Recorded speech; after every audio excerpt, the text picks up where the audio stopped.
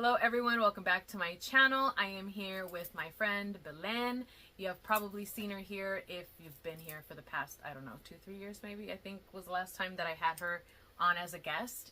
But today we wanted to talk about our journey through Ancestral Tarot, which is a book written by Nancy Hendrickson. She has us connecting with the ancestors using the tarot, just like the name of the book suggests.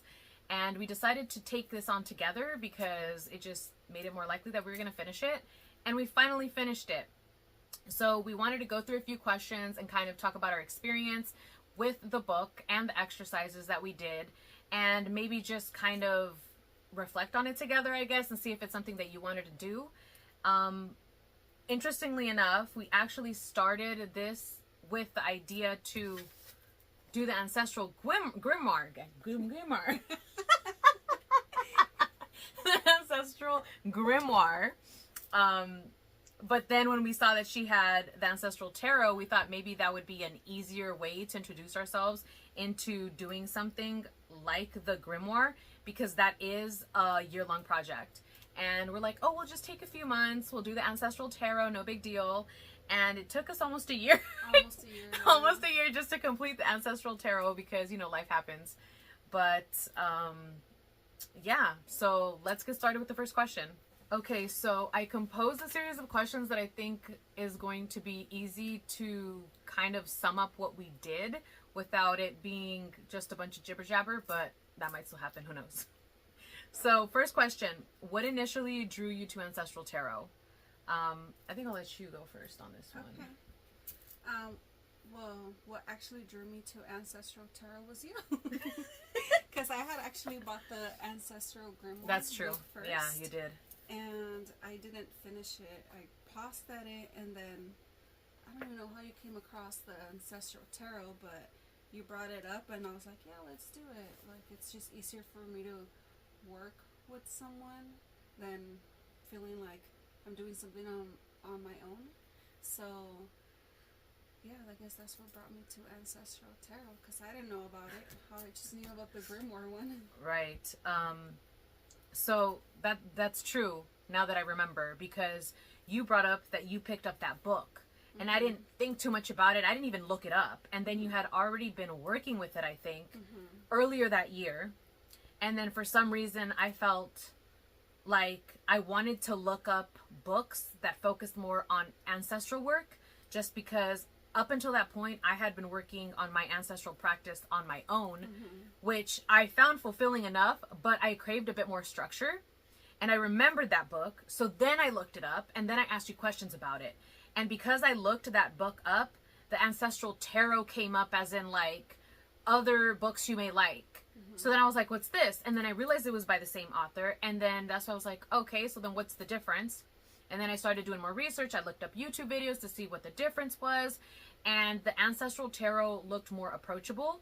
And I had access to it as an ebook, like instantly. So I was like, I think I'm gonna explore this. And I sat on it for a few days, and then I pitched it to her, and I was like, I think I want to work through the Grimoire eventually, but I want to do the Ancestral Tarot first because it doesn't feel like the commitment is as high, and I actually want to see it through.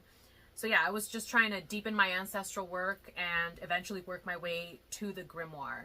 And that's kind of how I came across it. It was actually because if you had never bought the Grimoire, I don't know if I would have been tempted to try the Ancestral Tarot, because I wouldn't have even looked up the Grimoire. I don't know. I feel like, yeah, that's kind of like crediting you like for sure. Circle.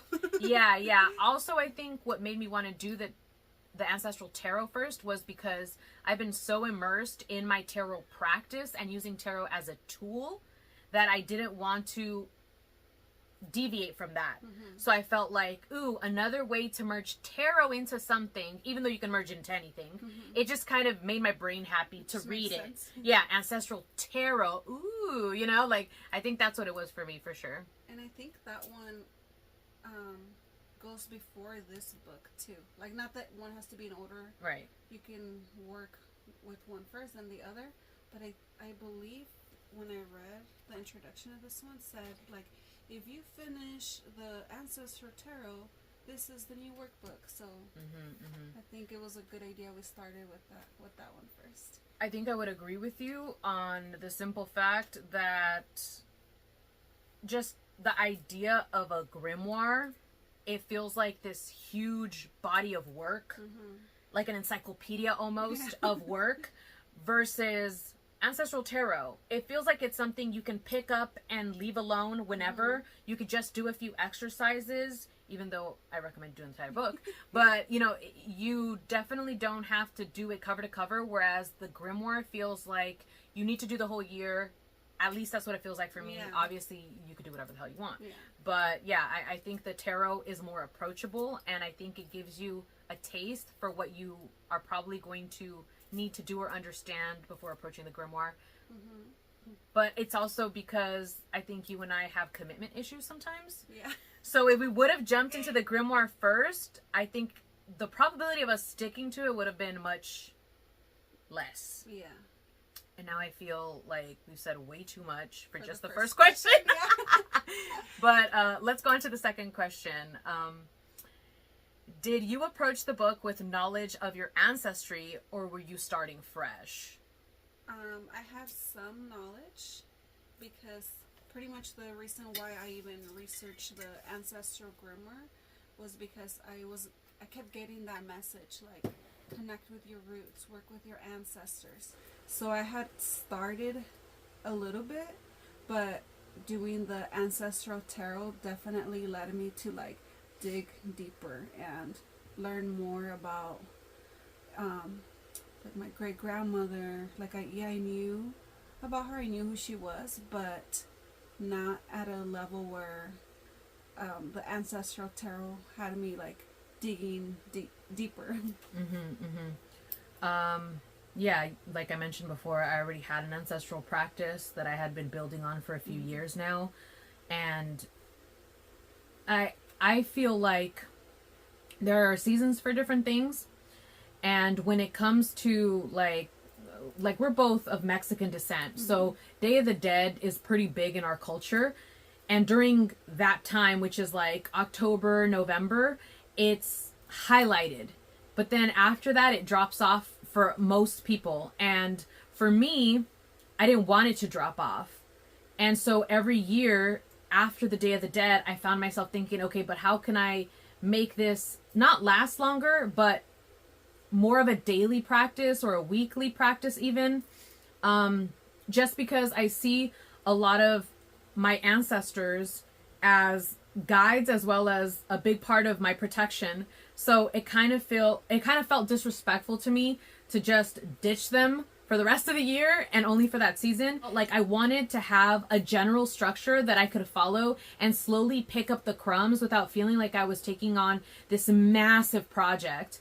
And I think that the Ancestral Tarot delivered on that, because it didn't really ever feel overwhelming. No, it didn't. Right? Like, it felt like consumable, doable. And I think there were like some weeks where sometimes we would do a lot of the exercises. We were like on fire, and then there were some weeks where we wouldn't touch it. Yeah. And it was funny how we were pretty aligned with it, like without saying like, I'm gonna take a break. We were both like feeling like, okay, that was a lot. Yeah, and actually I think that that's what makes working in a pair easier than if it would have been working in a group. Because I think sometimes about opening it up to working with more people, but then I think it would have to be like a partner thing. Yeah, like, okay, everyone goes at their own pace. Yeah, because if you try to make it to go at everyone's own pace, somebody's gonna fall off somewhere. Versus if you have a one-on-one, then one person can kind of wait for the other in a way. I mean, I feel like we kind of did that, right? Yeah. Let's see, next question. How did you structure your time working through the book? Did you follow the chapters linearly or intuitively? For the Ancestral Tarot, it was pretty linear. Like we kind of did it in order. And what was the rest of it? Yeah, that's basically the question, because the only thing that I do want to mention is there is a place in the book where it asks you to pick what kind of ancestor you want to work with first. Yes. And it was either place, blood, or time, right? Yeah, I think it was time, an ancestor of time and place, an ancestor of the land, and then an ancestor of blood. Yeah. So you would choose which path, one, basically. And then depending on that, you could do all the exercises or skip. Yeah, because they had a chapter for each. So you chose an ancestor of blood. Yes. I chose an ancestor of land. And based off of that, I went to the ancestor of land chapter. And she went to the ancestor of blood chapter. Yeah. So we still shared the exercises with each other, but they were different for each of those chapters. And there were a couple of exercises that I went back to do in the ancestor of blood chapter because I ended up getting in contact with an ancestor of blood later as a result of the ancestor of land work. So yeah, we did follow you. We did follow it linearly.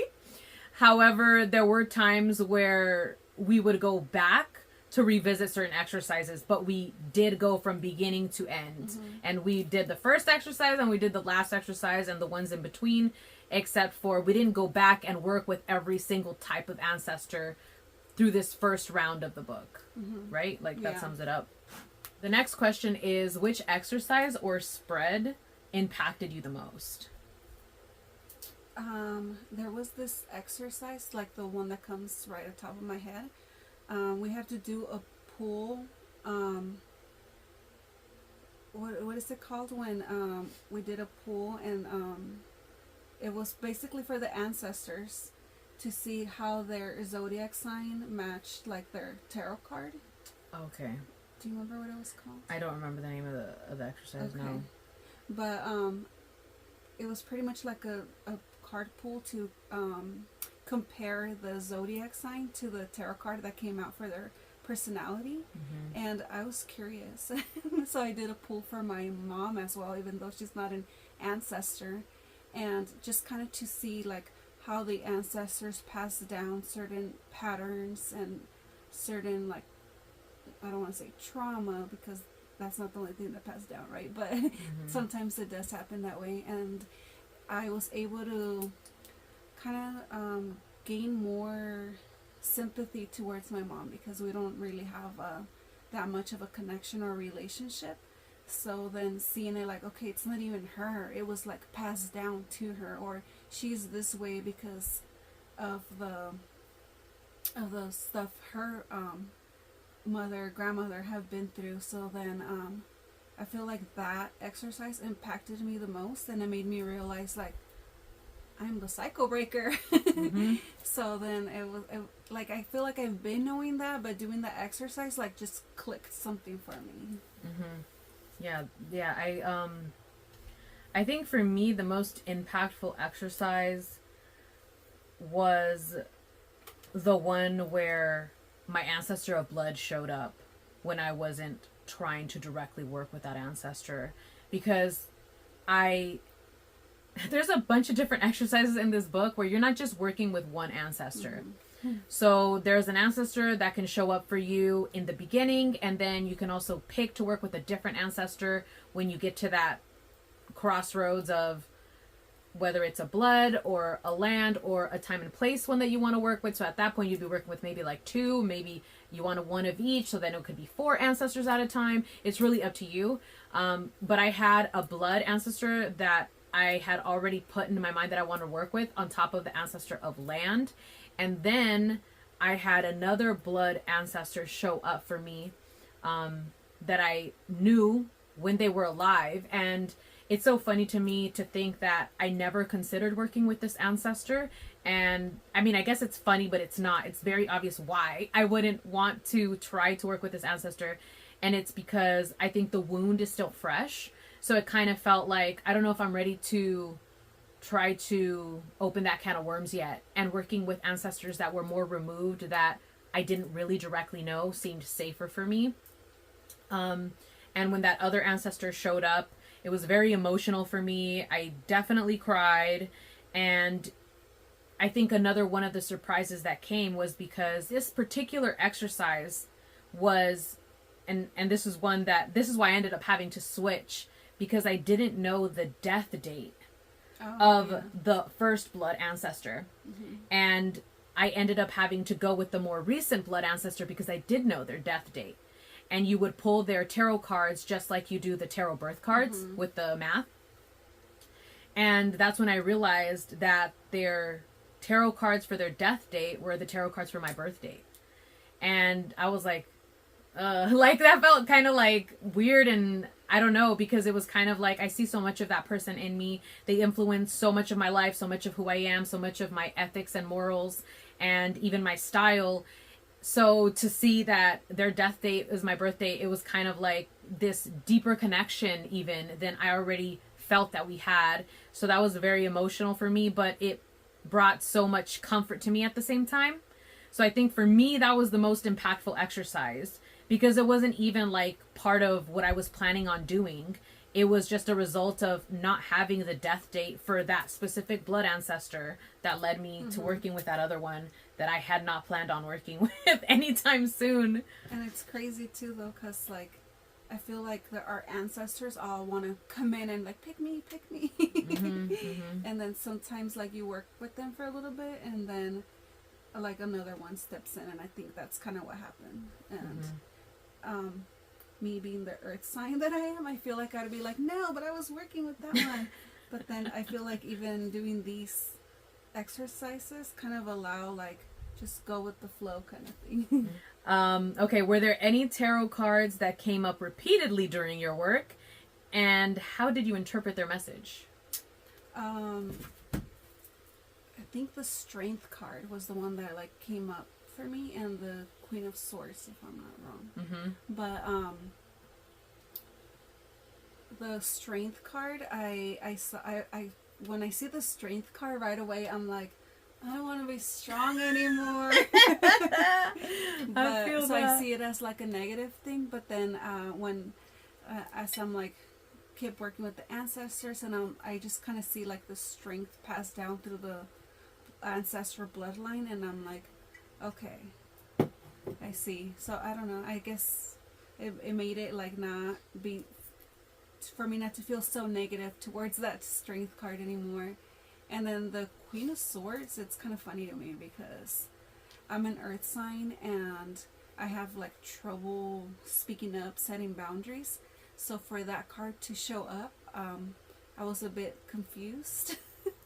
Well, explain when it showed up though, to give context, because the card showed up right at the beginning. Yeah, it was like, how do your ancestors see you? And then the Queen of Swords showed up, and I'm like, they see me as Queen of Swords? Okay, yeah. That's weird. Funny, but okay.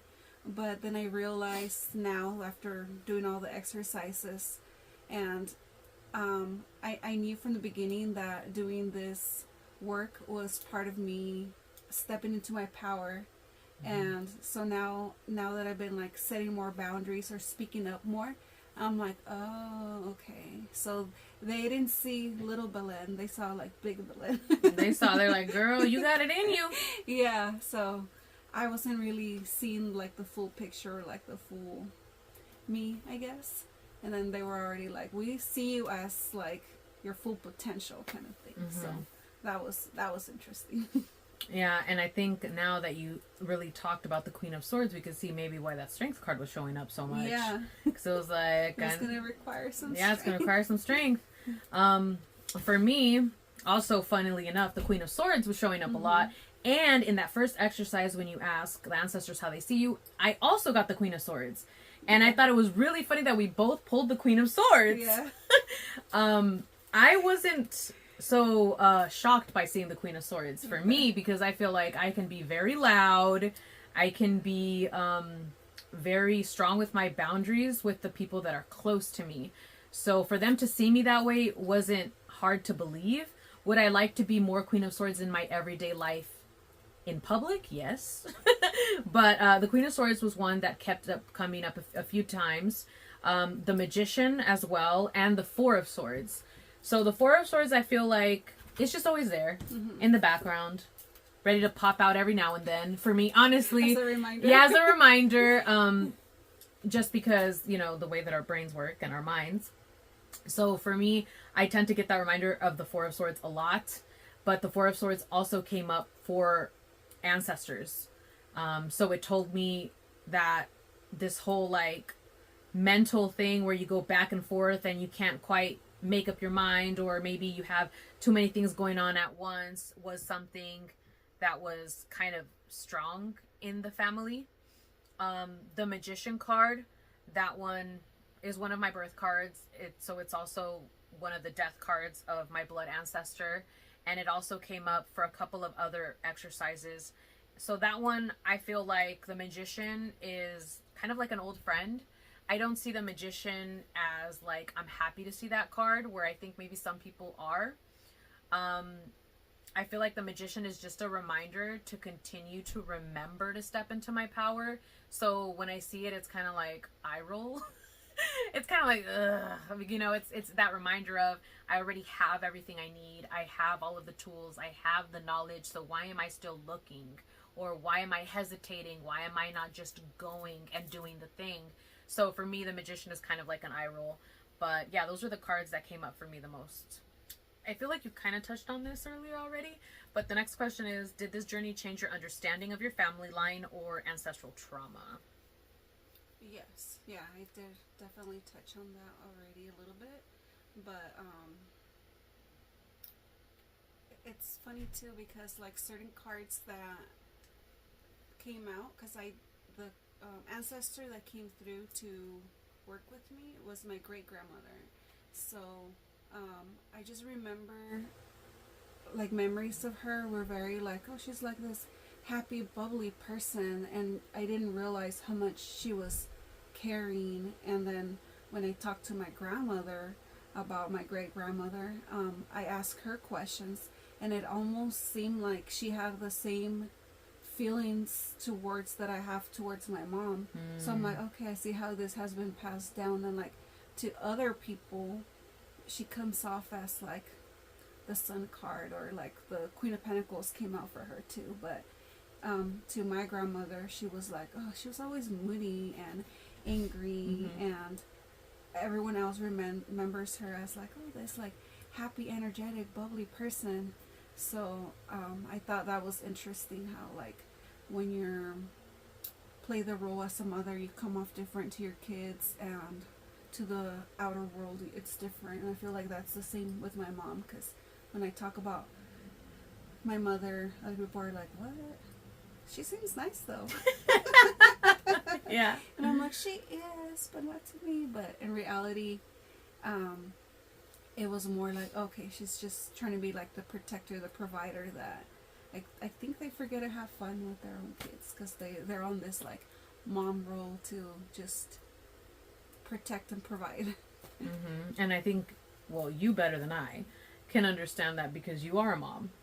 So you know, you can kind of like, oh, okay, I need to relax, I need to chill. But I think you mentioned earlier, like being that cycle breaker, which I think when you're stepping into this type of work, you're practically, I see it as signing that contract of, I'm going to break the cycle. And it's not about breaking the entire thing or making this massive change. Sometimes it's microcycles.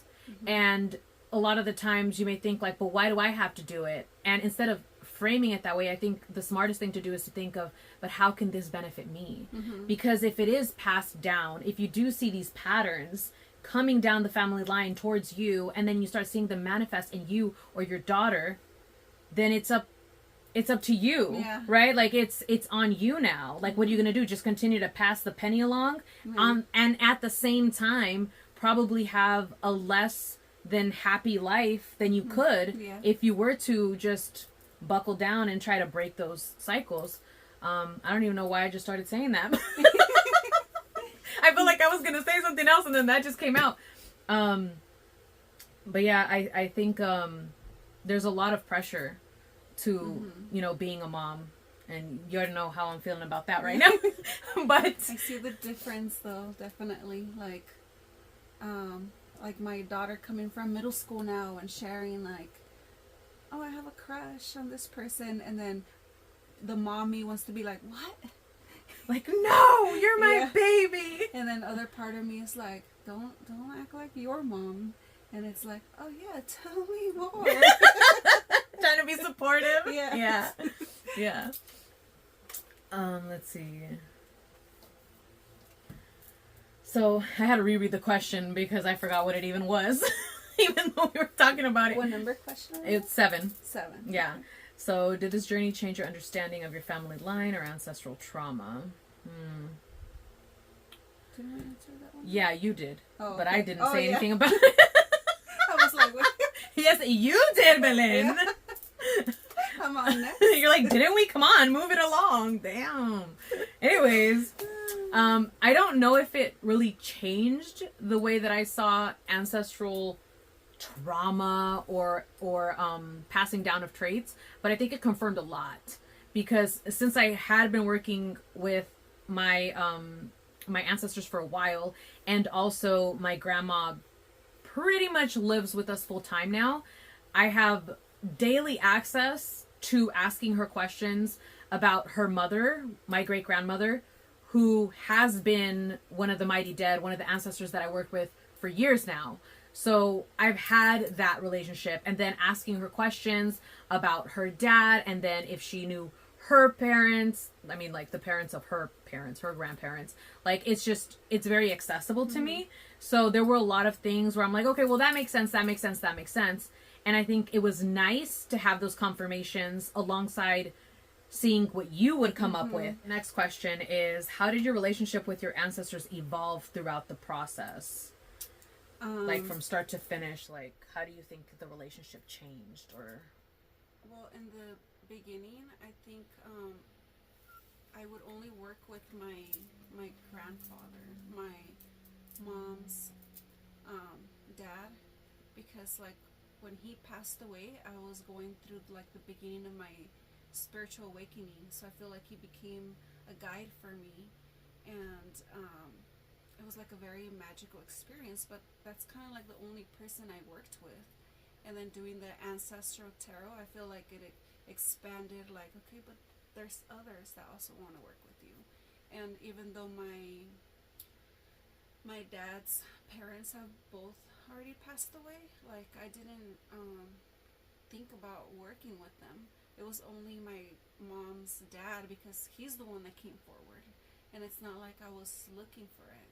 And also I felt like doing these practices kind of helped evolve, as well as in not just working with more, but also not just calling them when I need them, but also seeing the beauty in like the little things, like, oh, that's my grandpa, that's my grandma. And I feel like it's like more than anything building a stronger relationship, because my grandfather and I, like, he was very quiet and shy, so I didn't really have a relationship with him when he was alive. You know, it was just like, hola abuelito, ¿cómo estás? And he would just mumble something. And his voice was very quiet. So then just like working with him in the afterlife, I feel like we got stronger. So yeah, I feel like that's how it kind of evolved. So just to clarify, your main ancestor you had already been working with was your grandfather, and then stepping into the Ancestral Tarot, that expanded. Yes. Right? Yeah. I just wanted to make it clear that you were already working with an ancestor. Yeah. It just wasn't like in the way that I did now, or yeah. that I do now. Yeah.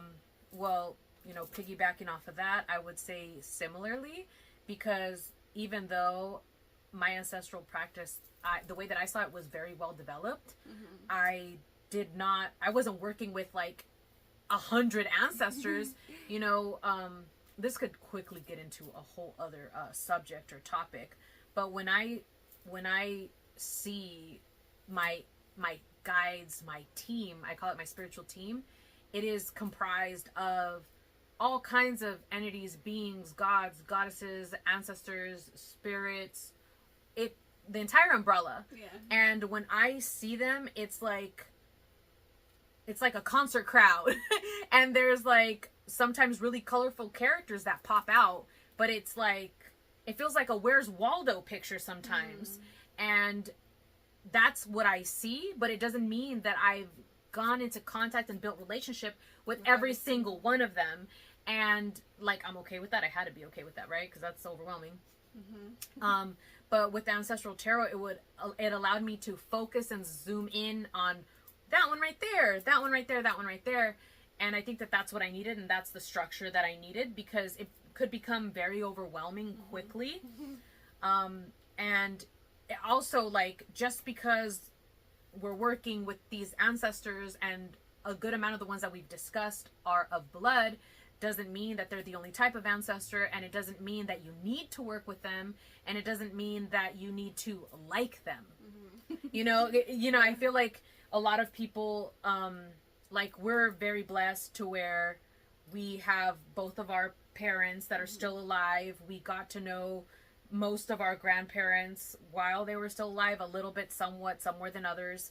And we have a connection with a large family that we talk to, and not everybody has that. So for them, this work might feel like it doesn't maybe even fit them. And I would argue that it probably fits them the most, because that's what they know the least of. And I think that this practice would probably help them shape a lot of what has been a mystery. Yeah. And, you know, obviously proceed with caution, because it can get shadow worky. Yes. It can get confronting really fast. But I think that it is important to just figure it out. Not because you have to work with them, or because, oh, it's all about respect. Because, you know, your relationship and your path is your own. But I'm saying, fuck around and find out. Okay, next question. Did I even answer it? Yeah, I think I did. Next question. Have you noticed any shifts in your present day behaviors or beliefs because of the work? I think this kind of relates a little bit to the previous question. When I mentioned that I would only call on when I felt like I was in trouble or I needed something, and then now I find the beauty in every little thing, or I'm like, oh, thank you for this, thank you for that. Even in the smallest things, like any little blessing my way, I'm like, oh, my ancestors got me. So I feel like the belief of like, oh, I'm always protected and I'm always taken care of kind of became stronger. And yeah, I think that's it. Yeah, for me, I think I did. I'm struggling here. It did change. Like, it wasn't like all of us, like, I never did this and now I always do that. It wasn't like that. It was just the way that I see things and the way that I put what an ancestral practice needs to look like. That's what changed for me. Like recently, you already know that I changed where I have my altar. And in the past, I felt like the bigger the altar, the more respect I was giving to my ancestors. But then there's actually an exercise that she has you do where you pull cards to see where in the house is the best location for an ancestor altar. And then you also pull cards on top of that on what area in that room is best for the ancestor altar. And then you pull cards on what's the best way to cleanse that space and prepare that energy and feed it so that it is conducive to ancestor work. And that's something that I hadn't done with my previous altar, and I had refused initially to do that exercise because I was dead stuck on, that's where I have my altar, that's where I want to have it, and I don't care, so I'm not pulling cards on it. And then when I thought I had already finished the book, I found myself in a situation where I needed to do that exercise. And I was like, what are the odds, right? So then I go back, I open up the little ebook, go to that page, and I pull these cards, and sure enough, where I had the altar was not the best. And I ended up moving it to where it was. And ever since then, I feel like the energy in the house is even a little bit lighter. So that was kind of interesting for me, because sometimes you think you already know what you need to know.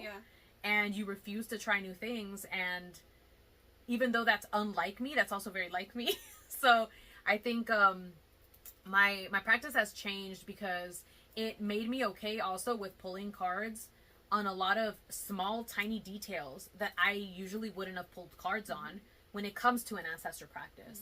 So I want to say that's kind of how it changed. That was interesting though, because like you pull a card on the room and then it's like, okay. And then not only that, but it was like, okay, what part of the room? And like, you wouldn't think that it makes a difference, but it does. Yeah. Like they be telling you where they want to be. Yeah, because like for me, it was a very specific small area. Yeah. It wasn't like, oh, kitchen, yay, or living room, yay. It was like, I don't know, maybe, And then I picked on a very small area that wasn't even technically a room. Yeah. And it was like, ding, ding, ding, ding, ding. Yeah. And I was like, why? Yeah. I mean, it made sense later, right? We could talk about that some other time, but let's try to get through these questions. Okay, next question. How do you continue to work with your ancestors now that you completed the book? I feel like I'm still struggling a little bit with that because I have set up the altar now. And now it's just a matter of like keeping up with it, like cleaning it and doing the offerings. So I feel like I don't have it like down all the way yet, and it's kind of hard to say because I feel like you're not always gonna have it down. You know, life happens. But I do want to be more consistent with keeping it cleaner, dusting it, or doing the offerings. Like I feel like it's part of the respect and not just like it's a way of saying thank you. And I even though I constantly say like, oh, thank you for being here, and I feel it in my heart, but I feel like ancestors also like little things, like little offerings, like that. I think it makes a difference, you know. Yeah, I think it makes a difference too. I think sometimes even just standing there and having not even a conversation, sometimes just like, hi. And just like taking a deep breath and like just feeling it in your body. I feel like that itself is an offering because you took a moment out of your day. For me, it was a little bit on the heavy side. So after I was done with the book, I feel like I took a step away from trying to be so forceful, or maybe not forceful, but you know how I am. I get carried away, I get excited, and I want to do probably more than I need to do when I get into something. And when I was done with this book, I was like, I need kind of like a break to step away and to rethink how I want to approach the practice. And then when I was ready, that's when the whole, I need to go back and do that exercise, ended up moving the ancestral altar altogether. So I feel like I needed that break in order to come back and really reinvigorate that. But I mean, the break was like a month, if that. Like, it wasn't even like, oh, I stayed away for like 10 years and I came back, you know. It wasn't all dramatic like that. But for me, a month staying away from my ancestor practice is a lot. Dude, maybe that's why that Four of Swords. Maybe. It was like, bitch, stop bugging us. Go live your life. And then come back. And then come back. We're going to appreciate you coming back refreshed. Yeah, I think, you know what? I think you're right. So that was kind of like my impressions. I mean, that was kind of the way that I approached it when I was done. I wasn't burnt out, but I realized that I needed to take a step away, especially because the connection with that blood ancestor that I knew in real life came up towards the end of the book. And so it was like a very big blow at the end where I felt like we were just going to be cruising, because it's like we've already done so much work. We've already been through most of the chapters. We just got to like get through these last two or something like that. And it was kind of like, whoa, I didn't expect that. And I think I'm still recovering from it a little bit because I haven't reached out to that ancestor again since that specific period. There is one last question, and it is, are there rituals or practices you've adopted permanently as part of your ancestral connection? I think this kind of goes back to the previous question, how I was mentioning that I want to keep up with the altar more. So one of my goals is to light up a candle for them more. Because one of the questions was, how can you honor how do your ancestors want to be honored, or something like that. I forgot the exact words, but something like, how do they want to be honored? And I forgot what card came out, but it was like fire. So I was like, oh, they want to be lit. They want to be lit. Yeah. They want to be lit. That too, but I just was get them a shot of Fireball, 2 for 1. Hey, maybe I misinterpreted, and that's what they meant. Dude, imagine. I wouldn't be surprised, because in that blood, for sure, a party. So I'm gonna do both now. That's funny. For a little bit of tequila, or where my family's from, they did pulque. Oh yeah, pulque. Pulque. So maybe find a way to get pulque, but definitely I want to light up a candle for them more so that they can feel that fire. Mm-hmm. I think I think what I do more now, or I changed, was that that exchange that I shared with you a little while ago, where it was like just going by the altar, just visiting the altar, but not with a purpose of asking for something, not with a purpose of so they think I'm a good, witch or ancestor, or so they think I'm a good kid, girl, whatever. Not having to go there to just do witchy things. Like for me, lighting a candle or lighting incense, that's something that I was doing a lot of. So I think, I'm not saying I have to do the opposite, but I think I need to find different ways to offer that are more, how should I say, like it's not as easily bought, or it's not so like physically obvious. It's more of maybe writing a poem, or maybe creating art, or maybe, like I said, just having a conversation, offering a cup of coffee. Because I do offerings of drink, I do water, I do alcohol. I have done hot chocolate for my uncle because he loved hot chocolate. He has a special little rainbow mug. But I've never just been like, oh, I'm making myself a cup of coffee, let me make one for them, sit there, have a conversation, and just let it flow instead of trying to make it so formal. I think I was always trying to make sure that I was doing it right, that I was taking away from letting it flow. And that's why I brought up the whole creativity and the art thing, because I think that's an easier way to let it flow, because I'm obviously not a professional artist, so it's going to look the way it's going to look, but it's the intentions behind it that I think matter the most when it comes to spending time at the altar with the ancestors. And it's like they're saying, girl, just live life. Like, you don't have to be so formal about it. It's like they want to be approached like if they were still here in a way, like physically. And like, just like you mentioned, like your cup of coffee, and then like, oh, here, you can have one too. yeah, definitely. It feels more like friendly. Yeah. And that's kind of like what you're doing. You're building a relationship. Like, even if we were going to go on to the topic of building a relationship with deity or with gods and goddesses, it's similar in the sense that when you're building a relationship, what do? You have to have conversation. Yeah. You have to find out what they like, what they don't like. It's the same thing with the ancestors. It's just, I think, a little less formal than it is with the god, goddess, or deity. Yeah. Just FYI. But that's all the questions, and goddamn, we could talk. Oh, look, 44. That's funny. So I think we shared a lot. Yeah. I think we could continue to share, but then we're basically giving away the whole book. Yeah. And we could definitely go through the book again and pick different ancestors and run the exercises and get different results. So it's one of those books where you can continue to juice it. It's not like you're restart it again. Exactly. Different outcomes may come out, but I'm excited for the next one, the grimoire. We actually already started that one, by the way, which is another reason why we're rushing to make this video. We already started that one, but that's a year-long process, so... Yeah, I think we proved that we're willing to stick with something long enough. So we're going to try to get the Ancestral Grimoire checked off the list. Stay tuned on that one. Stay tuned on that one. Let's see another 2 years now. Maybe. Okay, well, thank you for watching. And I don't know when I'm going to make another YouTube video, but... No promises. No promises. Bye.